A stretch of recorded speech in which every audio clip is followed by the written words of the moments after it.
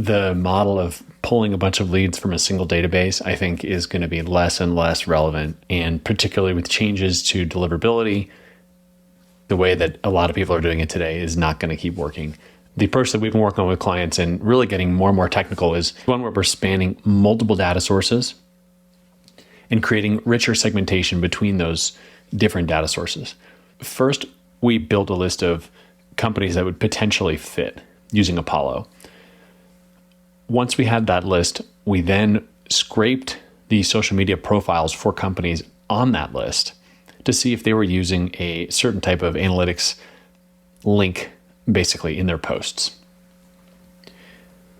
We then filtered from that initial list that we had of a broad ICP fit, found the ones who were using this certain type of analytics link in their social media posts, got rid of the rest of them. The next thing that we did using Clay is some enrichment. We used LinkedIn to find the current total number of employees. Then we checked from that list of employees how many were in marketing roles.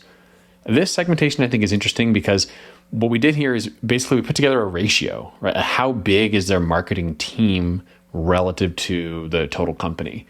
The copywriting that we did, therefore, is based on these bins. So you've got small, mid-size, or large teams relative to their total headcount. We wrote different copy based on different company sizes and then layered in the specific research that we'd already done, scraping their social media posts to determine that it was a good fit.